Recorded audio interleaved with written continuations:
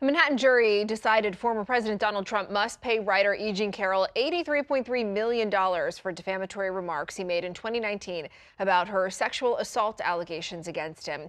That is more than 3 times what her legal team was asking for in damages. Yeah, this is in addition to the $5 million Trump was ordered to pay Carroll last year. Another jury found Trump liable for sexually assaulting her in a dressing room in Manhattan in 1996. Joining us now to break down what this means and what comes next is former Manhattan Assistant District Attorney Jeremy Saland. Jeremy, nice to see you again. So first of all, your reaction just on the amount. A lot of people were stunned by how large this was. Were you?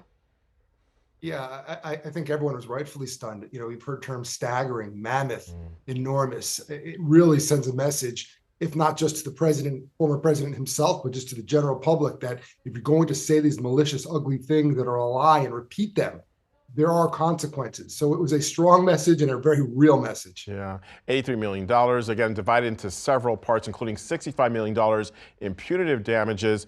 Jeremy, talk to us about this. This large amount, of course, designed to make sure Trump does not defame Carroll again. But how difficult is it for a jury when you ask them to put a price tag on damages like this? Where do you even begin?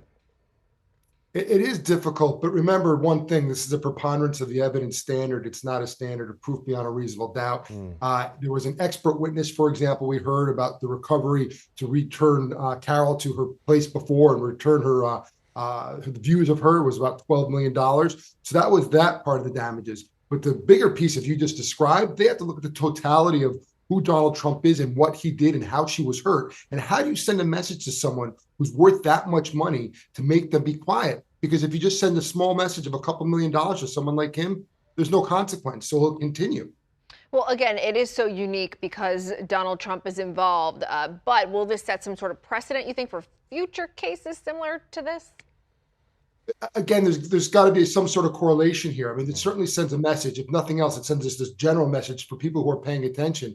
There are real consequences. But keep in mind, if someone like you or me, without counting other people's dollars, $1 million could be astronomical. So it really also depends on the circumstances, but it shows that a jury will award those damages that will really put someone in a place and hobble them if they continue defamatory actions. And Jeremy, after the verdict, the judge in this case advised jurors to never disclose that they were on this jury. What do you make of that? Have you ever heard of anything like that before? Juries can be anonymous, and I think we should all understand what we've seen before. There have been threats, there have been harassments, and E. Jean Carroll herself was the target of threats and harassment. So the judge was really smart, saying, don't put yourself in harm's way, remain anonymous. So it's not, it's not common, but it certainly happens, and it's really the right thing for this case. We also have the civil fraud trial in Manhattan, a bunch of other cases going on. A judge is expected to make a decision in that case, by the way, any day now. What are you expecting in these other cases to come?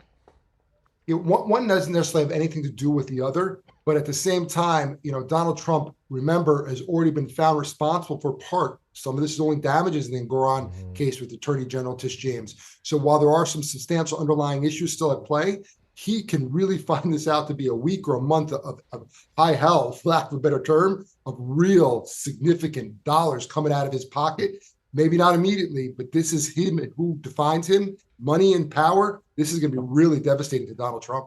And Jeremy, we should point out that these civil cases, Trump, not facing any jail time, just monetary damages. But we have to point out he does face some criminal cases, criminal trials coming up where he does face the possibility of jail time. I know these cases, as you mentioned, are all different, but how nervous do you think his legal team is right now, considering that things are really not going his way right now so far with some of these cases? I think there's something in Donald Trump's mind, and I'm certainly not a therapist to get into there, but I sort of think that the dollar and the brand of Donald Trump is more frightening to him than the prospect of incarceration. I think he believes he's going to ultimately be okay within reason with these criminal cases, but these civil matters have really devastated him, really blown him out of the water. But generally speaking, of course they're nervous. Of course they're afraid. These are real consequences in these criminal cases. Jeremy Saland, good to see you. Good to have your insight as always. Thanks for being here. Good to see you. Thank you.